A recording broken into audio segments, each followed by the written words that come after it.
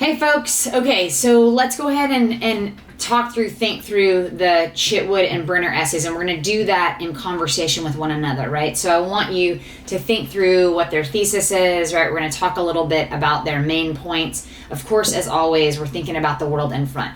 Who is Melanie Chitwood? Who is Athalya Brenner?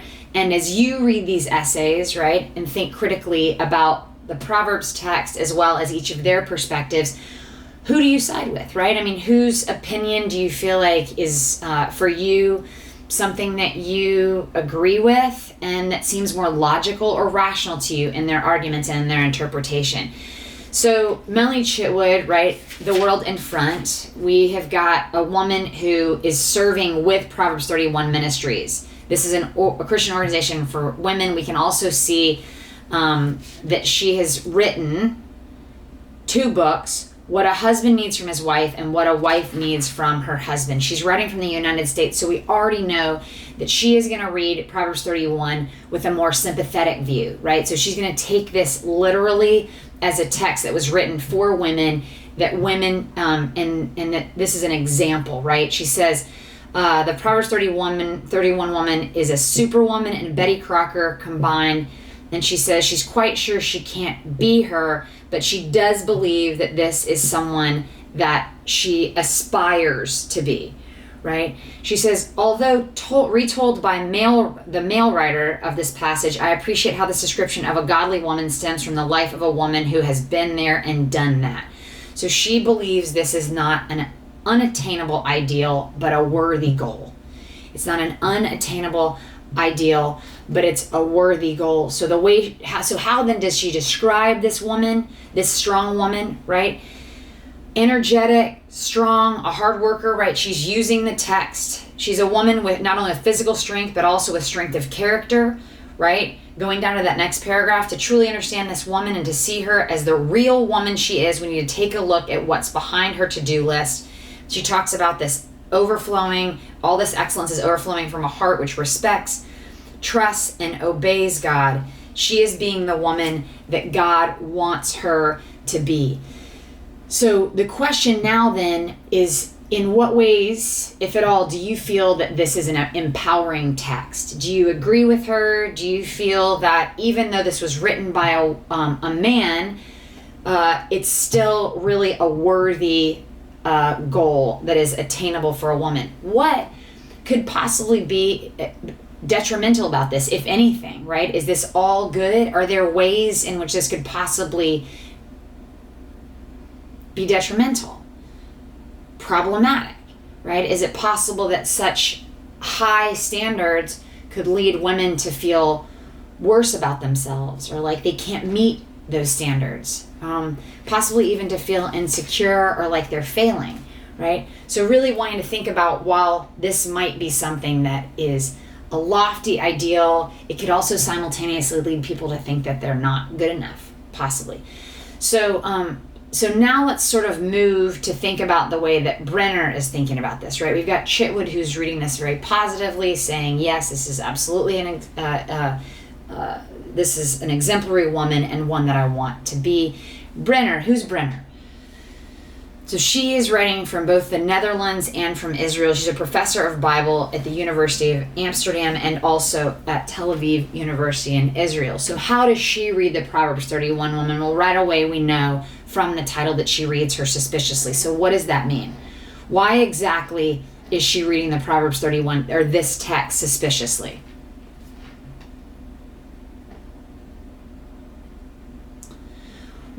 Hopefully that just gave you time to think about it. But she says, right, she's here are all the things that identify her, right? She's a woman, scholar, Jewish, all these things, right?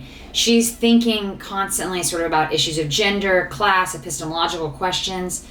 She says, it's no hardship or sorrow for me to concede that in Proverbs, religion functions as a general background for sustaining societal stability and the politico-economic status quo, right? So in Proverbs, the intent of the writer of Proverbs is to continue this sort of socialization and to continue to maintain the status quo, whatever that looks like, right? So the advice dispensed, she says, is largely conventional and it's conformist. It promotes continuation rather than change. Obedience and authority are valued above independence and original thought, right? So this is inculcation. This is socialization, right? These texts are being utilized to train men to continue to be a man in a certain way, and for women to be a woman in a certain way in society. She says that Proverbs also privileges elite class, urban, and educated males, again, because they were the only ones that could read and could learn. She says, to appreciate the dynamics of Proverbs 31, we must begin in Proverbs 1:9, right? And so then she's letting us know this is advice dispensed from a parent to a son, elders who are wise, to the target audience, who are foolish, ignorant, and insensitive, right? So what can be deduced then is the class situation in which such counsel could be formulated and translated. So it's urban, elite class males that had leisure, money, and the inclination to invest in their education. That the producers, as well as the consumers of this training, were males, seems to be borne out by the texts themselves, as well as by the preoccupation with female figures, personifications, and metaphors. Again, right? Thinking about who the audience would be if we're thinking about the world behind the text as we look at the world inside the text. She says, listen, this is filled with propaganda for the attractions of a feminized and eroticized wisdom figure and descriptions of a fatal other woman, right? So these two women are juxtaposed, right? They're pitted against each other. So to follow woman wisdom with promises of health, wealth, and the good life rather than sex, her direct opposite, woman folly, goes out into the street to attract customers, but as the other woman, her attempts to promote hidden pleasures are inexplicably deadly, right? So this warning for young men against this wayward woman.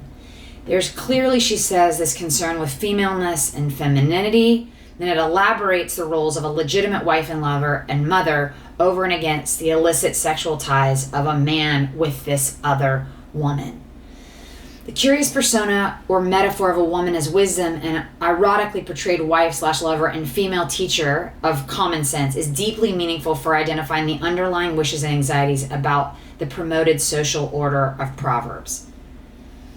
So we have to then understand that the way that Brenner is reading this is seeing the woman in Proverbs as promoting this idealized version, right? This highly feminized version of a woman that is not an accurate depiction of reality, right? It is what the male imagination says a woman should be. It's what society says that a woman should be, and isn't necessarily honoring the agency of real women, right? And that's what we're trying to get at, right? Is if we get underneath these texts and we really think about the agendas potentially behind them, right? Why were they written? What's going on, right? And then we think about real live human beings, right?